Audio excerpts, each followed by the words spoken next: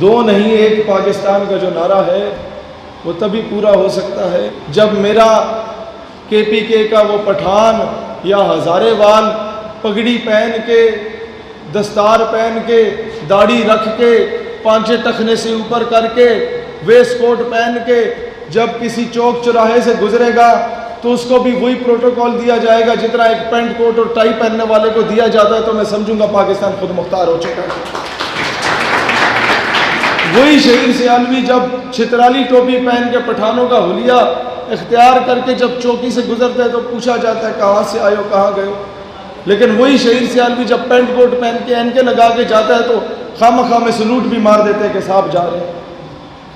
تو اقبال یہی تو روتے تھے، یورپ کی غلامی پہ رضامند ہوا تو، مجھ کو گلا تجھ سے ہے یورپ سے نہیں ہے۔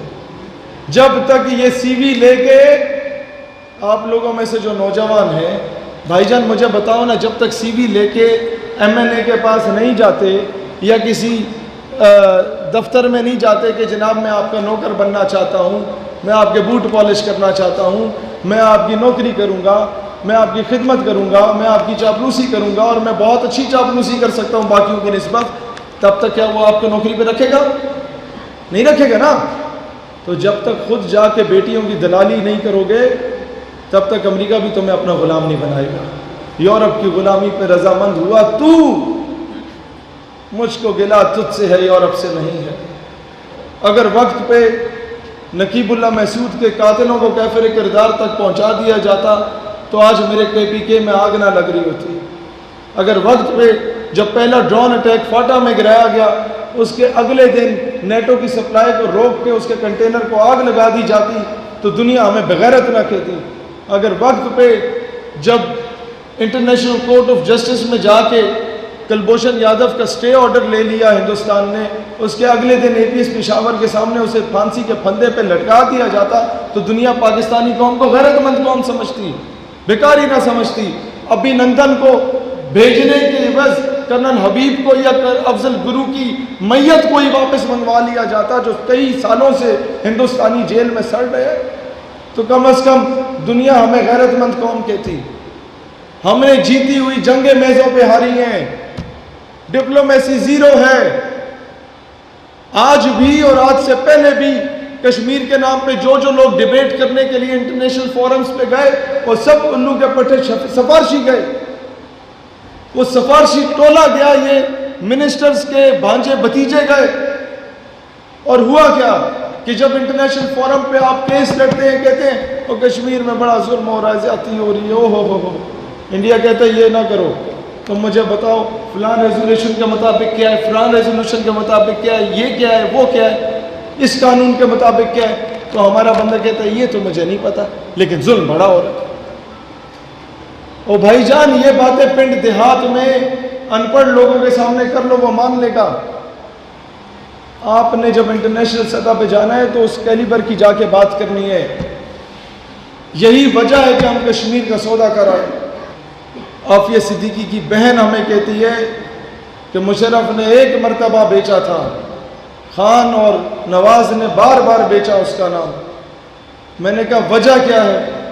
خان تو سنسیئر ہے، کہتی ہے خان کے وزراء شاہ محمود قریشی ٹائپ کے لوگ ہمیں خان تک پہنچنے نہیں دیتے اور ہمیں یہاں تک کہا گیا شاہ محمود قریشی کی جانب سے کہ آپ نے آئندہ میرے دفتر میں قدم نہیں رکھنا۔ جب اوپر نو ڈاؤٹ وزیر اعظم پہ فی الحال مجھے شک نہیں ہے لیکن جو سائیکوفینٹس اراؤنڈ ہم وہ تباہ کریں گے، اس ملک کو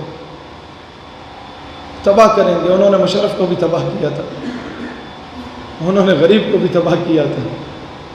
مولویوں کو اٹھا کے ان کا سافٹ ویئر تبدیل کر دیتے ہیں ہمارے حکومت کے لوگ۔ اسی طریقے سے وہ عبد الشکور نامی قادیانی جو ملک سے باہر دفع ہوا تھا اس کو ڈونلڈ ٹرمپ کے سامنے پیش کرنے والے سلمان تاثیر کا بیٹا جو پاکستان کے آئین اور قانون کے خلاف ڈونلڈ ٹرمپ کے سامنے بکواس کر رہا تھا اور دنیا میں پاکستان کو ذلت کا نشان بنا رہا تھا، آج تک اس کی نیشنلٹی کینسل نہیں کی گئی۔ کیا یہ انصاف کا دورہ معیار نہیں ہے؟ کیا یہ انصاف کا دورہ معیار نہیں ہے کہ ہم ناموس رسالت کے لیے اٹھتے ہیں تو ہر دوسرے دن ہمارے گھر کے باہر جناب کبھی آپ کا ایک ایجنسی کا بندہ کھڑا ہوتا ہے، کبھی دوسری کا کہ ملک کی جو ہے وہ بقا خطرے میں ہے.